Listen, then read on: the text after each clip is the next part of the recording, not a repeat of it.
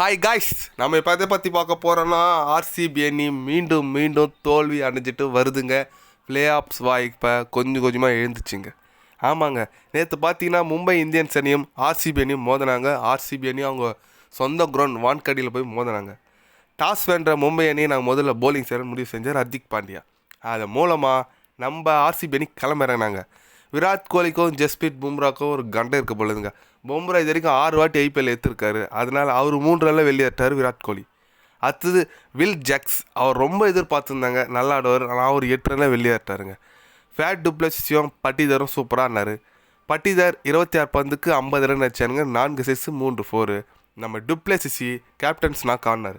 40 பந்துக்கு 61 run அடிச்சாருங்க. 4 4 மற்றும் 3 6. கடைசியாக வந்து நம்ம டிகே தமிழன் நிரூபிச்சிட்டாருங்க. சூப்பராக இருந்தாருங்க. அதுவும் அந்த கரண்ட் ஷாட்டே விட்டு கலாரி அடித்தாருங்க. 23 பந்துக்கு 53 ரன் அடித்தாருங்க. 4 6 5 4. அது மூலயமா நம்ம ஆர்சிபி அணி 196 ரன் குவிச்சாங்க 8 விக்கெட் இழப்புக்கு. போலிங் தரப்பில் பார்த்தீங்கன்னா நம்ம ஜஸ்பிரீத் பும்ரா சூப்பராக போட்டாருங்க. இந்த பக்கம் அந்த பக்கம்னு போலரை பேட்ஸ்மேனை பயம் காமிச்சிட்டாரு. சூப்பராக போட்டாருக்கு. 4 ஓவர் போட்டு 21 ரன் விட்டு கொடுத்து 5 விக்கெட் எழுந்தாருங்க. நான் தான் பேட்டிங் கிரவுண்ட் வந்து அந்த இடத்துல சூப்பராக போகிறாரு பாருங்க. அதுதாங்க ஜஸ்பிரீத் பும்ரா. இதை தொடர்ந்து நம்ம மும்பை அணி 197 ரன் அடித்தால் வெற்றி இலக்குடன் களம் இறங்கிச்சுங்க. ஆரம்பத்தில் சூப்பராக ஆடினாங்க இஷான் கிஷன், ரோஹித் சர்மா. இஷான் கிஷன் வந்து அதிரடி ஆட்டாருங்க. 34 பந்துக்கு 69 ரன், 5 6 7 4. அப்புறம் ரோஹித் சர்மா 38 ரன் வெளியேற்றாருங்க. சூரியகுமார் யாதவ் ஆர்சிபி அணி பார்த்தாலே என்ன ஆகுதுன்னு தெரில. ஆர்சிபி அணி பார்த்தாலே அடிக்கிறாருங்க அவர். போன மேட்ச் டக் அவுட்டு. இந்த மேட்ச் பார்த்தீங்கன்னா 19 பந்துக்கு 52 ரன் குவிச்சாங்க. 4 6 5 4. கிரவுண்டை சுற்றி காமிச்சிட்டாருங்க. ஆர்சிபி பார்த்தாலே அடிக்கிறாருங்க, என்னன்னு தெரில. அடுத்து வந்து லாஸ்ட்டு ஹர்திக் பாண்டியா அவர் ஒரு பேருக்கு ஒரு 3 6 அடிச்சாருங்க. அவர் 6 அடிச்சு பார்த்தா ரொம்ப நாள் ஆகுது. 6 அடிச்சிட்டாரு. 6 பந்துக்கு 21 ரன் ஃபினிஷிங் கொடுத்துட்டு போயிட்டாருங்க. போலிங் பார்த்தீங்கன்னா ஆர்சிபியில் யாருமே போடலங்க. என்னத்தான் சொல்கிறதே தெரியல. எல்லாமே நெட் போலரை வச்சு நான் இருக்காங்கன்னு நினைக்கிறேன் ஆர்சிபி அணி. ஏன்னா ஓரளவுக்குனா போடுற போலர் வேணுங்க. யாருமே இல்லைங்க. சிராஜி தான் ஒரு இன்டர்நேஷ்னல் போலராக இருக்கார். அவர் பார்த்தீங்கன்னா ஃபார்ம்லே இல்லை, சுத்தமாக விக்கெட்டே எடுக்க மாட்டார் பவர் பிளேயில். அதனால் யாருமே போலர் இல்லைங்க. நெட் போலர் ஃபுல்லாகவே பார்ட் டைம் போடுறவங்க நெட் போலரை வச்சு ஆடிட்டுருக்காங்க ஆர்சிபி அணி.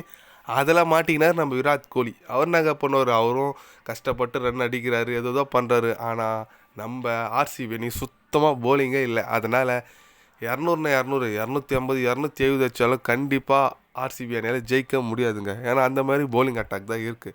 அதனால் மேலும் ஒரு போட்டியில் ஆர்சிபி அணி எதனா சேஞ்சஸ் பண்ணலாம், ஜெயிச்சா நல்லாயிருக்குன்னு நினைக்கிறேன். அவங்களும் எவ்வளோ சேஞ்சஸ் பண்ணி பார்த்துட்டாங்க. இதுக்கு மேலே ஆர்சிபி அணி ஜெயிக்கிறதுக்கு சான்ஸே இல்லை போலுங்க. ஏன்னா 5 தோற்றுப்பிட்டாங்க. மொத்தம் 14 மேட்ச்சில் அட்லீஸ்ட் ஒரு 7 8 ஜெயிச்சா தான் பிளே ஆஃப்ஸ்க்கு போக முடியும். 14ல் 5 தோற்றுப்பிட்டாங்க, 1 ஜெயிச்சிருக்காங்க. இன்னும் 9 போட்டி இருக்குங்க. 9ல் குறைஞ்சபட்சம் 7 ஜெயிக்கணும். அதுக்கு எல்லா மேட்சும் வர மேட்ச்சில் ஜெயிச்சுன்னு வந்தால் தாங்க.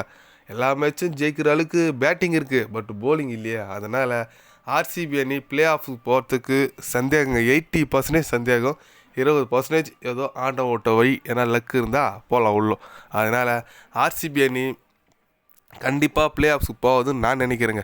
எத்தனை பேர்லாம் ஆர்சிபி அணி கம்பேக் கொடுப்பாங்க, கண்டிப்பாக பிளே ஆஃப்ஸுக்கு போகணும்னு நினைக்கிறீங்கன்னு சொல்லிட்டு ஒரு கமெண்ட் பண்ணிட்டு போங்க. இது போன்ற ஸ்போர்ட்ஸ் நியூஸை தெரிஞ்சுக்கணுன்னா சேனலை சப்ஸ்கிரைபும் லைக்கும் பண்ணிக்கோங்க.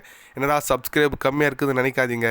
கண்டிப்பாக கிரிக்கெட் பற்றி, முக்கியமாக ஐபிஎல் பற்றி day by day channel update வரும். மறக்காமல் சப்ஸ்கிரைப் மட்டும் பண்ணி வச்சுக்கோங்க. நன்றி, வணக்கம்.